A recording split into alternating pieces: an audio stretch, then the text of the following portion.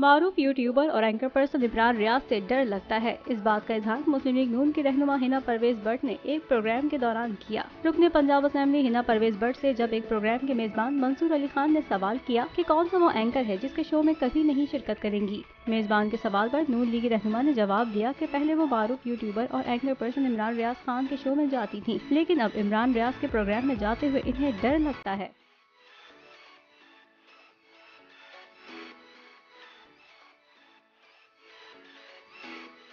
नून लीगी रहनुमा का ये बयान सोशल मीडिया पर वायरल हो गया। हिना परवेज भट्ट के इस वीडियो क्लिप को कई बार देखा गया। कई सोशल मीडिया सारिफिन ने मिले जुले तासुरात भी दे डाले। एक ने कहा बिला वजह डरती होगी, तो दूसरे ने कहा इसमें डरने वाली क्या बात है।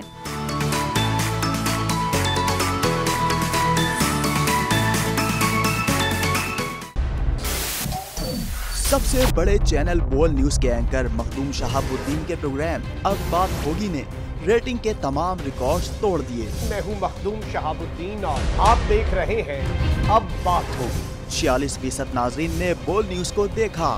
सोशल मीडिया पर भी सबने ज्यादा देखा। सब्सक्राइब करें और बेल दबाएं ताकि कोई खबर रह न जाए।